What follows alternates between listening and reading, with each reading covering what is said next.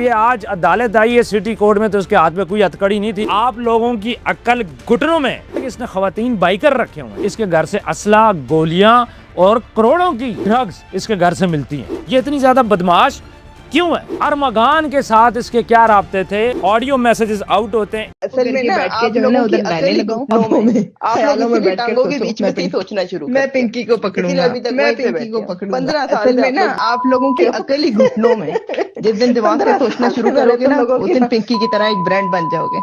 Video में जो आपको नजर आ रही है ये कोकेन क्वीन है। इनको कोकेन क्यों कहा जाता है? इसलिए कहा जाता है कि इनकी बनी हुई कोकेन अगर कोई एक दफा पी ले तो फिर उसके बाद वो कोई और नशा नहीं करता। इनके हाथ में इतना ज्यादा जादू है। अब ये अनमोल पिंकी ये कौन है? ये एक ड्रग डीलर है। ये ड्रग डीलर कैसे बनी? तवाइफ से अपना सफर स्टार्ट किया। 13 साल की उम्र में पहली दफा ड्रग्स बेचते हुए पकड़ी गई।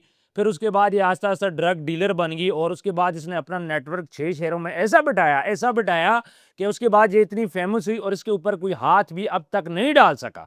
अरमगान केस में ये अपना शहर छोड़ के चली गई थी, बड़ा हाईलाइटेड केस था, लेकिन पकड़ी तब भी नहीं गई। और इतना ओवर कॉन्फिडेंट है, आप यकीन माने जब ये आज अदालत आई है सिटी कोर्ट में तो उसके हाथ में कोई हथकड़ी नहीं थी। बड़े दबंग स्टाइल में ये आती है, सुकून से टांग पे टांग रख के बैठती है और सिस्टम को चैलेंज करती है और ये बोलती है कि ये सिस्टम मेरी जूती की नोक पर है। वजीर दाखिला सिंध ये बात बोलते हैं, मैं आपसे वादा करता हूं कि पिंकी बाहर नहीं आएगी, लेकिन मैं आपको एक बात बोल दूं, ये पिंकी बाहर जरूर आएगी। जिस किस्म के इसके हालात लग रहे थे। अच्छा, इसके दो जो हैं ऑडियो मैसेजेस आउट होते हैं। एक पहले आउट होता है जो कि जब ये कॉन्फिडेंट थी कि भाई मैं नहीं पकड़ी जाऊंगी, और दूसरा जो आउट होता है वो आउट होता है जब इसको लगता है कि अब शायद मैं पकड़ी जाऊं या फिर मैं मारी जाऊं, तो फिर उसके बाद ये मैसेज आउट करती है, लोगों को तरीकेकार बताती है। अब पहला मैसेज हम इसका आप थोड़ा सा सुन भी चुके हैं, मैं आपको दोबारा सुनाता हूँ। पता नहीं कहाँ से आ जाते हैं मुंह उठा के पिंकी, मैं पिंकी को पकड़ूंगा मैं पिंकी को पकड़ूंगा।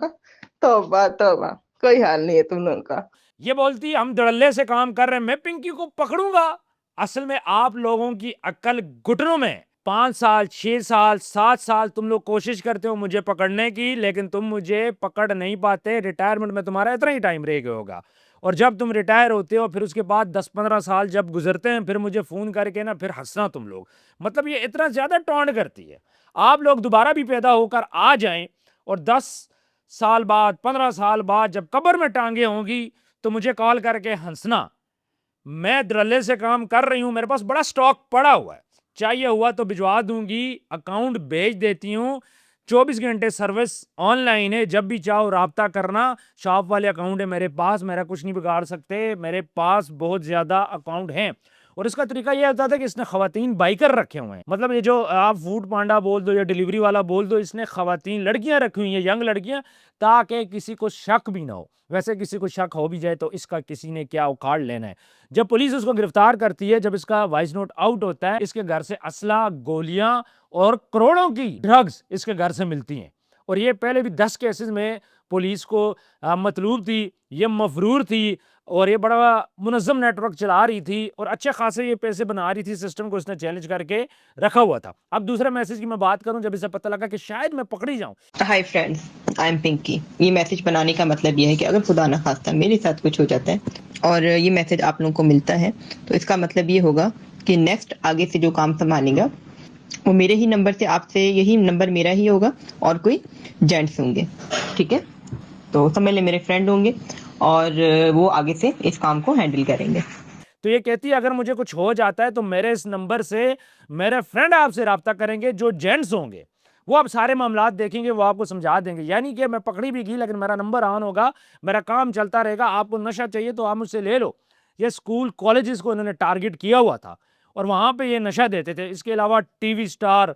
लेकिन सवाल ये पैदा होता है कि कौन कौन से पॉलिटिशियंस जो हैं जो इनके पीछे थे, जो इनसे नशा लेते थे, इसके राब्ते किसके साथ हैं, कौन इसके पीछे है, इसमें इतनी ज्यादा आकड़ क्यों है, ये इतनी ज्यादा बदमाश क्यों है, ये कैसे ड्रग डील करती थी, कोकेन कैसे बना लेती है। और इसकी जो गोल्डन कोकेन है 45,000 रुपए माशा इस तरह कुछ थी। नॉर्मल जो कोकेन है वो 25,000 रुपए की होती है, लेकिन इसकी स्पेशल जो गोल्ड कोकेन है वो 45,000 रुपए की बिकती है। अब आप मुझे खुद बताएं कि जिस चीज पे 1,000-2,000 भी खर्चा नहीं आता, 45,000 रुपए में बिके, क्या उसके अंदर पैसा नहीं होगा? नेक्स्ट वीडियो में बनाऊंगा, उसमें आपको बताऊंगा सारे सिस्टम के बारे में, कैसे ये सिस्टम बना।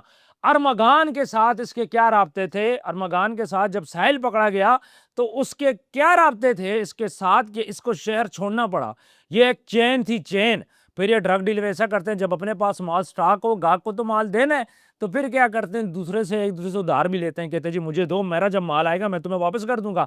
लेकिन ये जो औरत थी इतनी दनदनाती, मतलब इतना 2026 में जहां पंजाब के अंदर सीसीडी काम कर रही है, सिंध के अंदर बिलावल भुट्टो साहब की हुकूमत है, पीपल्स पार्टी की हुकूमत है, वहां पे दंदनाते हुए ये काम हो रहे हैं। और पहली दफा ये काम यहाँ पे नहीं हुआ।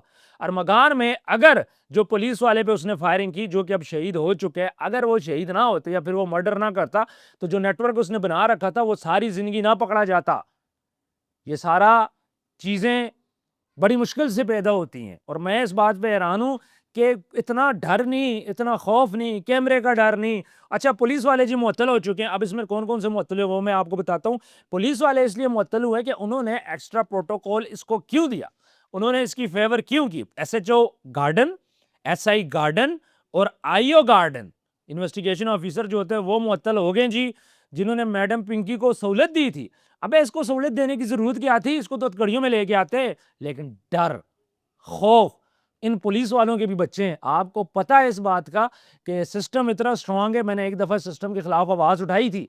ये सिस्टम इतना स्ट्रांग है कि कोई भी कुछ नहीं कर सकता। ये पैसा इतने ऊपर तक जाता है कि एक पुलिस वाले के बस की बात नहीं है। हमारे पुलिस वाले जो एहलकार हैं, इनके भी अपने बच्चे हैं, इनकी भी फैमिलीज है जिनके लिए कोई प्रोटेक्शन नहीं है। और जब तक इनके लिए प्रोटेक्शन नहीं होगी, ये किसी बड़े पे हाथ नहीं डाल सकते। आपको क्या लगता है कि पुलिस वाला पिंकी पे हाथ डालेगा, पिंकी उसकी नस्लें खत्म कर देगी? ये इतनी स्ट्रांग हो चुकी है। दिन को जब करोड़ों रुपया कमाया जाए तो दिमाग पागल हो जाता है। और ये ओवर कॉन्फिडेंट थी और बोली थी मैं तो पकड़ी नहीं जाऊंगी, क्योंकि हाई लेवल तल्लक है, पैसा है, थानों में पैसा जाता है, बदमाशी है, ये सारी चीजें चल रही थी। और हंस रही थी, साथ साथ हंस हंस के बोल रही है। और एक वर्ड इसने बोला कि तुम लोग टांगों के बीच में से सोचते हो। ये पुलिस वाले को उसने बोला और मैसेज खुलेआम बोले। इसको डर भी नहीं था कि मेरा मैसेज आउट होगा। अभी 2 मैसेज आ चुके हैं और दोनों आपको इस मेरे चैनल पेज पे मिल रहे हैं, आप जाके इसको देख सकते हैं। मजीद भी मैसेजेस आएंगे, साथ साथ मैं आप लोगों के साथ शेयर करूंगा। लेकिन ये जो सिस्टम है, इस सिस्टम को चैलेंज करके रख दिया है इस कोकेन पिंकी ने, कि एक औरत हो के ये इतनी ज़्यादा मजबूत हो गई है। और जब इसको पता लगा मैं गिरफ्तार होंगी तो कहती क्या है कि पीछे मेरा काम चलेगा, मेरा काम नहीं रुकेगा। अगर आपको ड्रग्स चाहिए तो आप पिंकी से ले सकते हैं। पिंकी का स्क्रीनशॉट भी है और इस स्क्रीनशॉट के अंदर भी ये सारा बताती है कौन सा इनके पास नशा है, कौन सी कितने का है, कैसे मिलेगा। मतलब ये लोग अपना स्टेटस लगाते थे, अपने ग्रुप बनाए हुए थे, जिसको चीज़ नशा चाहिए। और लड़कियां रखी हुई थी, ये लड़कियां गरीब घरों की लड़कियां थी, उनको बाइक देते थे, उनको इंसेंटिव देते थे। बाद बेचारियों को तो पता ही नहीं होता था, उसे कहते थे ये पकड़ो फलां जगह दे आओ, ये हमारा पार्सल है, वी आर सेलिंग प्रोडक्ट। उस प्रोडक्ट के बहाने मासूम बच्चियों को वर्गलाया जाता था और उनको बोला जाता था कि जाओ जाके डिलीवरी कर आओ। नहीं पता था। आपको मैं एक बात बताता चलूं, पिछले दिनों मैंने केस देखा था जिसमें इसी तरह एक औरत थी। वो क्या करती थी, फूड पांडा वाले जो लड़के थे उसने उनसे बात कर रखी थी। जब किसी को डिलीवरी देनी होती थी, फूड पांडा वाले राइडर को बुला लेती थी और कहती थी जाओ उसको दे आओ, 1000 रुपये टिप दे देती थी। तो वो जो राइडर बेचारे खुशी खुशी जाते थे, बाद में कुछ राइडर पकड़े गए तो पता चला वो औरत करती क्या है। ये सारा सिनेरियो है जी। मजीद जो भी इस पे वर्किंग होगी, जो इन्वेस्टिगेशन सामने आएंगी, मैं आप लोगों के साथ शेयर करूंगा। हमारे साथ ज़रूर कनेक्टेड रहिएगा, अपना ख्याल रखिएगा। अल्लाह हाफिज़।